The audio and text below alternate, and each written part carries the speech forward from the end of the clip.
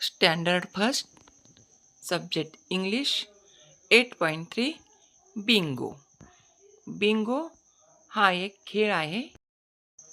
Listen carefully and number the correct picture. काळजीपूर्वक ऐका आणि चित्राला योग्य नंबर द्या.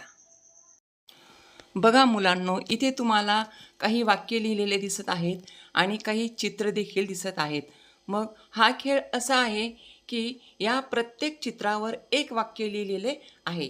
मग कोणतं वाक्य कोणत्या चित्रासाठी आहे हे पहिल्यांदा आपल्याला शोधायचं आहे आणि नंतर त्या वाक्याचा क्रमांक म्हणजेच नंबर त्या चित्राला आपल्याला द्यायचा आहे. समजला खेळ तुम्हाला? तर बघा मग आता पहिलं वाक्य आहे द टायगर इज स्लीपिंग, म्हणजे वाघ झोपलेला आहे. मग या चित्रामध्ये वाघ झोपलेला आहे हे चित्र कुठे आहे प्रथम ते आपल्याला शोधावं लागेल.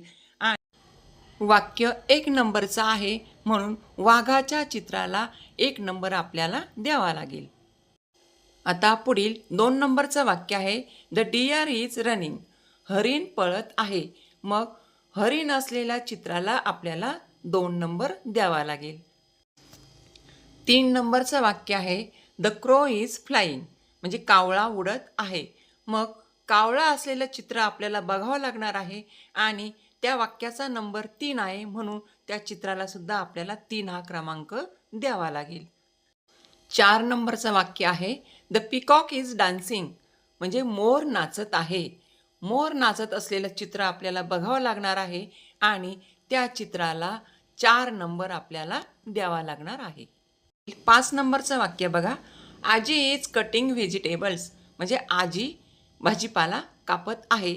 मग ज्या चित्रात आजी दिसत आहे त्या चित्राला आपल्याला 5 नंबर द्यायचा आहे. पुढील 6 नंबरचे वाक्य आहे Sonal is going to school, Sonal शाळेत जात आहे. मग सोनल ही मुलगी आता आपल्याला शाळेत जाणारी आहे असं चित्र कुठे दिसतं ते बघायचं आणि त्याला त्या वाक्याचा नंबर 6 आहे तो 6 नंबर द्यायचा. आता 7 नंबरचं वाक्य आहे Raju is knocking on the door, म्हणजे राजू दरवाजा वाजवत आहे. मग या वाक्याचा नंबर 7 आहे म्हणून ते चित्र आपण इथे बघायचं आहे आणि त्या चित्राला 7 नंबर द्यायचा आहे. Number 8 Sneha is going on a scooter, Sneha स्कूटरवर जात आहे. मग या चित्रामध्ये स्कूटरवर जाणारी मुलगी दिसत आहे का ते बघायचं आणि त्या चित्राला त्या वाक्याचा क्रमांक द्यायचा 8.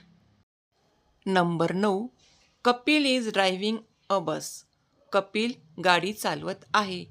मग गाडी चालवणारा मुलगा बघायचा आणि त्या चित्राला त्या वाक्याचा 9 हा नंबर द्यायचा. व्हिडिओ आवडल्यास लाईक, शेअर आणि सबस्क्राईब करायला विसरू नका. धन्यवाद.